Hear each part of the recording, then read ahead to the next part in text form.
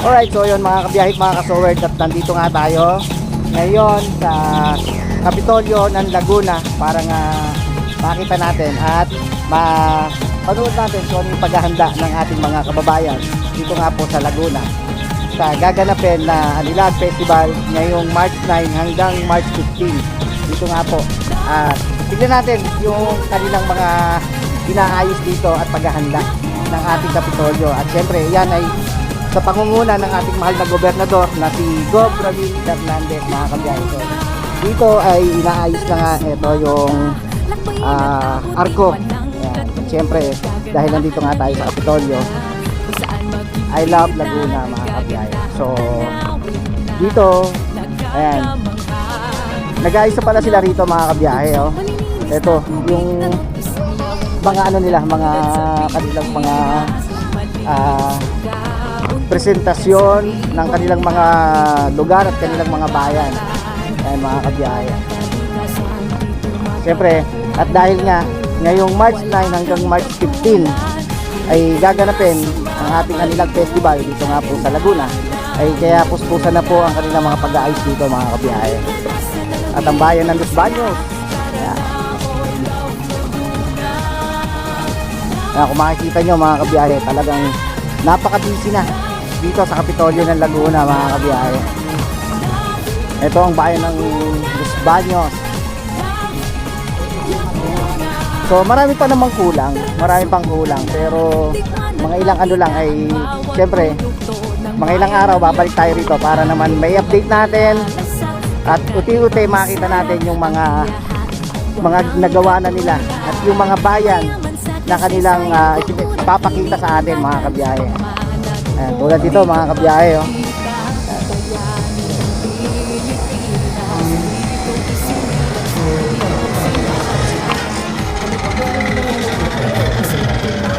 dito sila kuya, shoutout sila kuya. Ayan po. Ito naman ang Lagalas Falls. Siyempre hinaharangan nila para na ma-surprise sa mga darating na araw ay makikita natin yan, mga kabiyahe.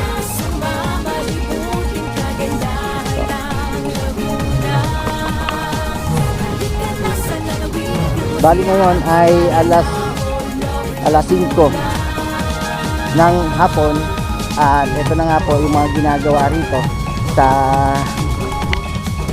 Kapitolyo ng Laguna na kanilang inaayos yung kanilang mga bayan para ipakita sa atin yung mga bayan na kanilang presentasyon.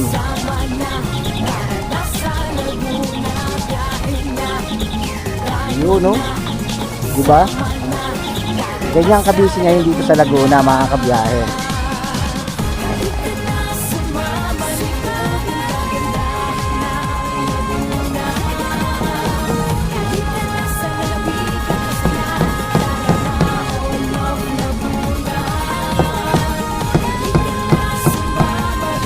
Ito, yan, no? Siyempre sa likod, wala pa tayong makikita sa likod kasi gawa nga ng wala pang mga naka-install na mga kainan. So makikita natin yan sa mga susunod na araw at ipakikita ko sa inyo, mga kabiyahe. Shout out! Shout out! So doon tayo naman sa kabila. Sa kabila naman tayo.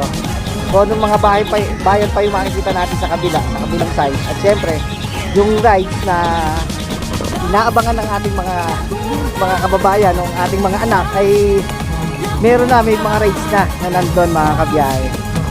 At may mga nagpa-practice na rin sa kanilang ano.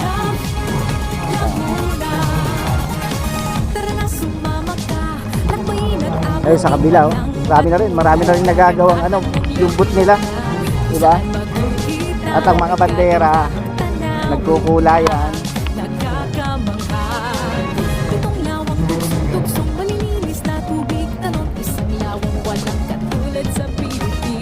Hi.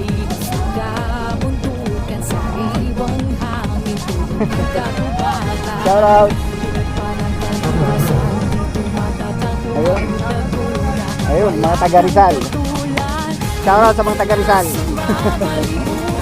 Ayan, mga kabiyahe. So yun, nagpa-practice na yan dito, mga taga Rizal.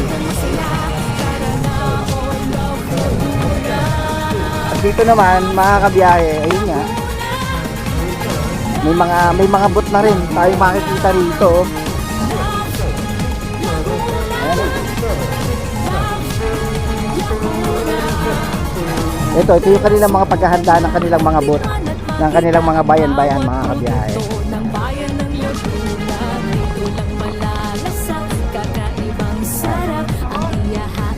Diba? Maganda ng mga presentasyon nila. At yung iba, siyempre, yun nga, dahil nga may mga ginagawa sa loob, kaya kailangan ay natatakpan tayo mga kabiyahe. Tandanan. Diba?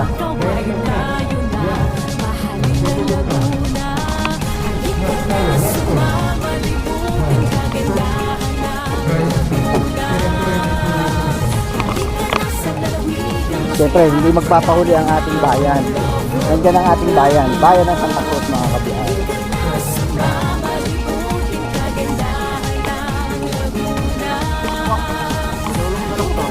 Ito, siyempre ang ating bayan, bayan ng Santa Cruz.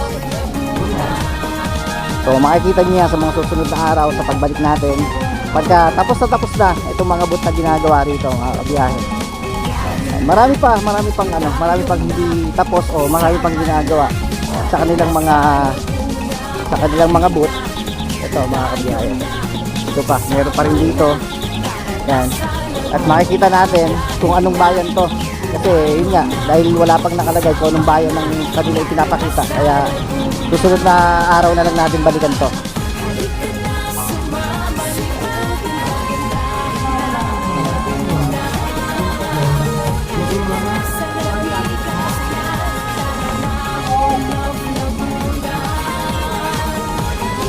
Siyempre, ang ating mga bisita rito, mga taga Rizal.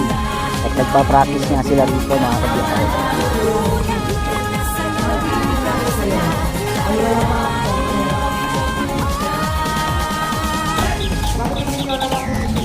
Ayan o.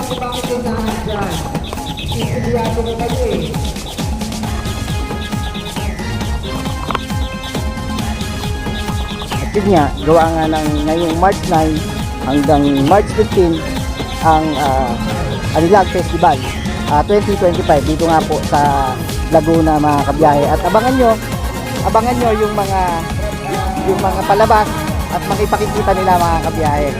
So hintay-hintay lang tayo at makikita nyo rin yon kung ano yung mga surprises ng Laguna mga kabiyahe. Siyempre hindi lang naman yon ang ipakikita ko sa inyo mga kabiyahe. At eto yung inaabangan ng ating mga kabataan at ang ating mga anak. Siyempre ang mga ride. Hindi lang ride, yung mga kainan na ilalagay dito. Siyempre yun. Dito nakalagay yon, yung mga kainan. Diyan itatayo ang mga kainan. Kaya kung kayo ipapasyal po rito sa Kapitolyo ng Laguna, ay hindi naman po kayo magugutom dahil marami kayong pamimilian at marami kayong makakainan dito mga kabiyahe. At kung kayo ay naiinip doon sa mga booth, ay tadyain nyo naman tong kabilang side para naman mag-drive at ipasyal ang ating pamilya. At ang nandito ngayon ay siyempre hindi pwedeng mawala ang Ferris wheel.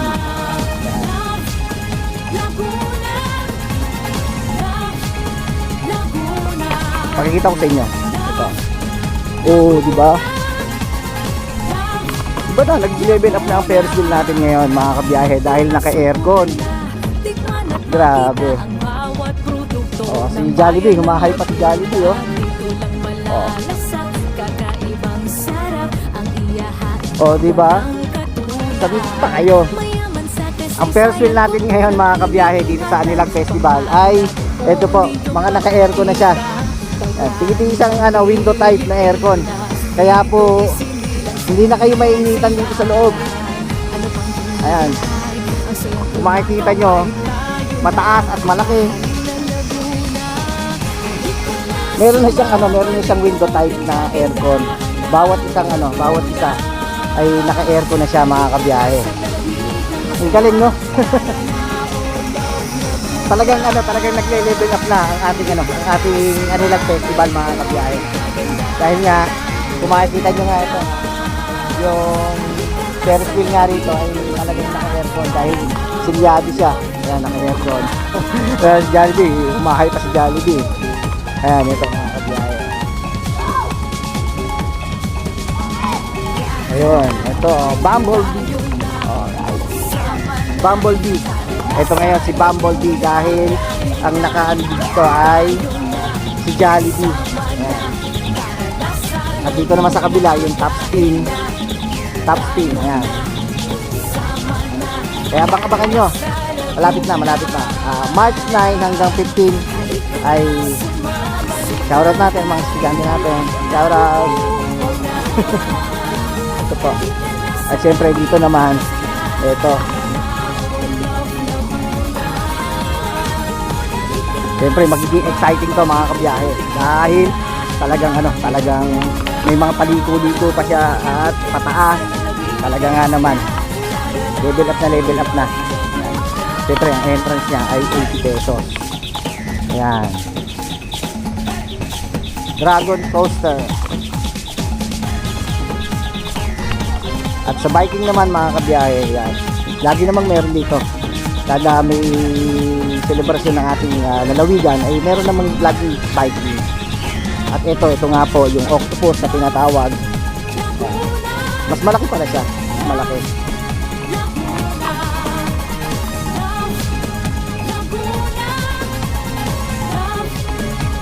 At ito naman, oh. Mas maganda rin to mga kabiyahe, oh. Oo. Diba? Parang nasa Enchanted Kingdom na tayo nito pag mga kabiyahe pagka nagpunta kayo dito ating Anilag Festival. Siyempre may mga perya ito mga kabiyahe. Dito talaga ako na-amaze mga kabiyahe, talagang Sky Lantern. Sky Lantern. At talagang naka-aircon na siya. Naka-aircon na yung kanyang sakayan din mga kabiyahe. At yun nga, hanggang dito na lang mga kabiyahe yung pag-update natin dito nga po sa gaganapin na Anilag Festival 2025. At yan po ay gaganapin dito sa Kapitolyo ng Laguna ngayong March 9 hanggang March 15. So abangan po natin at abangan nyo yung mga nagahanapan dito sa Santa Cruz, Laguna mga kabiyahe. Siyempre maraming salamat sa lahat ng mga sumusuporta at walang sawang sumusuporta kay Tito Pogs. Maraming salamat po sa inyo, sa mga silent viewers, sa mga OFW na laging nandyan po para suportahan si Tito Pogs. At kung hindi pa kayo nakasubscribe, pasubscribe na po ako at pakiclick na rin po ang notification bell para lagi po kayo updated sa aking mga bagong vlog mga kabiyahe. So see you on my next